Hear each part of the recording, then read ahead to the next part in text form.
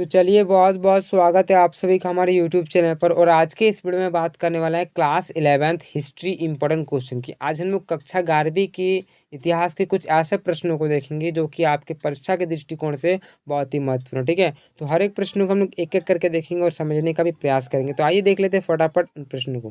पहला जो आपका यहाँ पे प्रश्न पूछा जा रहा है कि संन्यास सेन के 3 सिद्धांत क्या थे। यानी कि हमें इस प्रश्न में संन्यास सेन के तीनों सिद्धांतों के बारे में बताना। ठीक है, तो चलिए फटाफट देख लेते हैं 3 सिद्धांत क्या है। आपको लिखना है, देखिए संन्यास सेन के नेतृत्व में सन 1911 में मांचू राजवंश को समाप्त कर दिया गया। ठीक है, जो मांचू राजवंश था उसे सन 1911 में समाप्त कर दिया गया और चीनी गणतंत्र की स्थापना की गई। वे आधुनिक चीन के संस्थापक माने जाते हैं। जो संन्यास सेन है वो आधुनिक चीन के संस्थापक भी माने जाते हैं। वे गरीब परिवार से थे। ठीक है, जो संन्यास सेन थे वे गरीब परिवार से थे। उन्होंने मिशन स्कूल से शिक्षा प्राप्त की जहां उनका परिचय लोकतंत्र एवं ईसाई धर्म से हुआ। ठीक है, उन्होंने डॉक्टर की पढ़ाई की परंतु वे चीन के भविष्य को लेकर बहुत ही चिंतित थे। वो जो थे एक डॉक्टरी की पढ़ाई की थी। ठीक, वो डॉक्टर थे लेकिन वो जो अपना देश है, ठीक है, चीन को लेकर बहुत ही चिंतित थे। उनका कार्यक्रम 3 सिद्धांत सन मिन चुई, ठीक है, के नाम से प्रसिद्ध है। जो 3 सिद्धांत निम्नलिखित है। ठीक है, जो 3 सिद्धांत है इन तीनों सिद्धांतों हम लोग एक प्रकार से देखेंगे अभी। ठीक है, एक एक करके। तो देखिए सबसे पहले हम लोग जानेंगे यहाँ पे कि 1911 में जो मांचू राजवंश था उसे समाप्त कर दिया और चीन के संस्थापक भी माने जाते हैं संन्यास सेन, जो कि बहुत ही गरीब परिवार से थे और जो उन्होंने पढ़ाई किया था वो डॉक्टरी की पढ़ाई किया था। तो इस प्रकार से तीनों सिद्धांतों को हम लोग एक एक करके देखेंगे। पहला आपको लिखना है राष्ट्रवाद, क्योंकि इसका अर्थ था कि मंचू राजवंश था जिसे विदेशी राजवंश के रूप में माना जाता था। जो मंचू राजवंश था उसे विदेशी राजवंश के रूप में माना जाता था।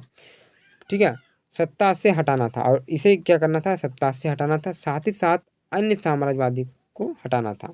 यहाँ पे जो मंचू राजवंश था उसे हटाना था और साम्राज्यवादियों को भी हटाना था, पहला। दूसरा है कि गणतांत्रिक सरकार की स्थापना।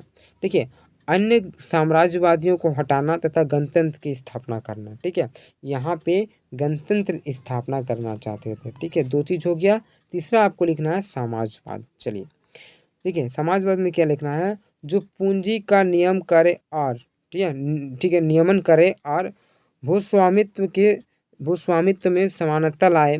संन्यास सेन के विचार कुओमिन्तांग के राजनीतिक दर्शन का आधार बने। ठीक है, उन्होंने कपड़ा, खाना, घर और परिवहन इन 4 बड़ी आवश्यकताओं को रेखांकित किया। ठीक है, इन्होंने जैसे कि कपड़ा हो गया, घर हो गया, परिवहन हो गया, इन चारों विषयों में ज़्यादातर उन्होंने एक अंकित किया। तो इस प्रकार संन्यास सेन के 3 जो सिद्धांत थे तीनों को देखें हम लोग। ठीक है, और जो भी यहाँ से महत्वपूर्ण प्रश्न बन रहे थे संन्यास सेन से रिलेटेड अगर प्रश्न आपका पूछा जाए तो आप इसे भी आप लिख सकते हो कि इस प्रकार 1911 में मंचू राजवंश की समाप्ति किया। ठीक है, जो संन्यास सेन के नेतृत्व में भी किया गया था। उन्होंने अपना पढ़ाई कहाँ से की वो भी पता है, मिशन स्कूल से पढ़ाई की थी, गरीब परिवार से थे। उससे अगर रिलेटेड प्रश्न पूछा जाए तो आप यहाँ पे लिख सकते हो, क्योंकि जिनके संस्थापक भी माने जाते हैं संन्यास सेन। तो इस प्रकार आपका पहला प्रश्न समाप्त होता है। अब हम लोग देखेंगे दूसरा प्रश्न को। तो चलिए बात कर लेते हैं नेक्स्ट क्वेश्चन। दूसरा जो आपका यहाँ पे प्रश्न पूछा गया है कि कौन सी नई खाद्य वस्तुएं दक्षिणी अमेरिका से बाकी दुनिया में बेची जाती थी। ठीक है, तो ये भी प्रश्न बहुत ही महत्वपूर्ण है, इसका भी उत्तर देखने का प्रयास करते हैं। क्या है कि अमेरिका की खोज के कई अहम दीर्घकालीन एवं तात्कालिक परिणाम हुए। अनिश्चितता से पल पल 2-4 होते सामूहिक यात्रा आगामी समय में न केवल यूरोप, अफ्रीका एवं अमेरिका को अपितु पूरे विश्व में क्रांतिकारी रूप में प्रभावित की। अमेरिका की खोज के परिणाम स्वरूप हासिल होने वाले सोने चांदी के असीम भंडार ने औद्योगिकरण और अंतर्राष्ट्रीय व्यापार को काफ़ी प्रोत्साहित किया। ठीक है, इसी खोज से जो अंतर्राष्ट्रीय स्तर पर जो औद्योगिकरण और अंतर्राष्ट्रीय व्यापार है वही उन्हें बहुत ही प्रोत्साहित मिला गया। ठीक है, फ्रांस, पोलैंड, बेल्जियम तथा इंग्लैंड जैसे देशों में संयुक्त पूंजी कंपनियां की स्थापना की गई। साथ साथ व्यापार स्तर पर संयुक्त परिवार अभियानों का आयोजन किया गया। यहाँ तक कि उन्होंने उपनिवेशवाद की भी स्थापना की और दक्षिणी अमेरिका में उत्पन्न होने वाले खाद्य वस्तुओं जैसे कि तंबाकू, आलू, गन्ना, ककाओ आदि से यूरोप वासियों को परिचित करवाया। ठीक है, इन सभी वस्तुओं से जैसे कि तंबाकू हो गया, आलू हो गया, गन्ना हो गया, इससे यूरोपवासी को परिचित कराया। ठीक है, विशेष रूप से यूरोपवासियों को, ठीक है, कोका पर इनका जो परिचय करवाया गया, सॉरी यहाँ पे लिखा हुआ है, विशेष रूप से यूरोपवासियों को परिचय आलू तथा लाल मिर्च से हुआ। ठीक है, आलू तथा लाल मिर्च से हुआ। सभी वस्तुएं अमेरिका दुनिया में भेजी जाने लगी। ठीक है, उसके बाद से क्या हुआ कि सभी वस्तुएं अमेरिका दुनिया में भेजी जाने लगी। तो इस प्रकार इसका उत्तर होता है। ये आपका दूसरा प्रश्न में समाप्त होता है। अब बात करेंगे हम लोग तीसरा प्रश्न की। तो चलिए बात कर लेते हैं तीसरा प्रश्न की। तीसरा जो यहाँ पे क्वेश्चन पूछा गया कि 1750 से 1850 में किए गए आविष्कारों की दिलचस्प विशेषताएं क्या थी। तो ये प्रश्न थोड़ा ज़्यादा ही महत्वपूर्ण है, ध्यान दीजिएगा इस प्रश्न को।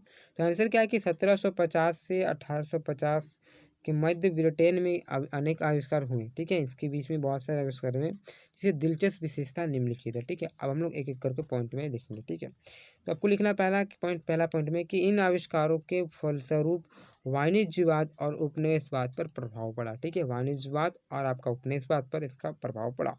फिर आपको दूसरा में लिखना है कि इन आविष्कारों के कारण अनेक उद्योग जैसे लोहा तथा इस्पात उद्योग, कपड़ा उद्योग, जहाज निर्माण उद्योग को काफ़ी प्रोत्साहित मिला। ठीक है, इन आविष्कार के लिए वैज्ञानिक ने नहीं बल्कि साधारण लोगों ने प्रयास किए और वे अपने प्रयासों में सफल भी रहे। ठीक है, इसमें साधारण लोगों ने भी सफल किया, मतलब शामिल हुए और ये सफल भी हुए। ठीक है, चलिए तीसरा पॉइंट में आपको लिखना है कि इन आविष्कारों एवं उपनिवेशवाद के कारण भौगोलिक खोजों और अंतर्राष्ट्रीय वाणिज्यीकरण को बल मिला। ठीक है, इससे जो अंतर्राष्ट्रीय वाणिज्यीकरण है इस पर भी बल मिला। कच्चे माल की प्राप्ति तथा तैयार माल की खपत के लिए इंग्लैंड को एक विस्तृत बाजार की आवश्यकता पड़ी। ठीक है, यह स्थिति निसंदेह अधिकारित और उपनिवेशवासी की स्थापना के लिए इंग्लैंड को प्रोत्साहित किया। ठीक है, तो उपनिवेशवासियों के लिए इन्होंने स्थापना किया, इंग्लैंड को प्रोत्साहित भी मिला। इस प्रकार से आपका उत्तर होता है। और 1 से 3 के बीच जो भी प्रश्न है ये बहुत ही महत्वपूर्ण है। और इसके अलावा आप सभी क्या कीजिए, अगर सेट 1 से लेकर सेट 3 के बीच में जितने भी आपके इतिहास के मॉडल पेपर है उसे नहीं देखा तो देख लें, क्योंकि उनसे प्रश्न बहुत ही पूछे जा सकते हैं। तो मैंने सेट 1 से लेकर 3 के बीच में जितने भी प्रश्न बन रहे थे सारा का सारा करवा दिया है। और चैनल में वह वीडियो है, अगर आपको दिक्कतें होती है ढूंढने में तो चैनल के मैं डिस्क्रिप्शन, इसी वीडियो का डिस्क्रिप्शन में लिंक डाल दूंगा सेट 1, सेट 2, सेट 3 का। और इम्पोर्टेंट क्वेश्चन का और एक भी वीडियो उसे भी देख लें, क्योंकि आपके परीक्षा के दृष्टिकोण से बहुत ही महत्वपूर्ण ये प्रश्न। ठीक है, ये प्रश्न तो है ही, साथ ही साथ अपना जो 1 से लेकर 3 के बीच मॉडल पेपर है उसे कर लें। ठीक है, और अगर आप सभी ने हमारे चैनल को सब्सक्राइब नहीं किया तो सब्सक्राइब कर लें। और आगे जो भी 12th की तैयारी होंगी हमारे चैनल के माध्यम से बहुत ही अच्छे प्रकार से करवाया जाएगा। ठीक है, और टेलीग्राम चैनल को अगर ज्वाइन नहीं किया तो टेलीग्राम चैनल को भी ज्वाइन कर सकते हो, मैं उसका भी लिंक डिस्क्रिप्शन में डाल दूंगा। तो तब तक के लिए धन्यवाद। इसी प्रकार नेक्स्ट वीडियो मिलते हैं हम लोग। जय हिंद, जय भारत।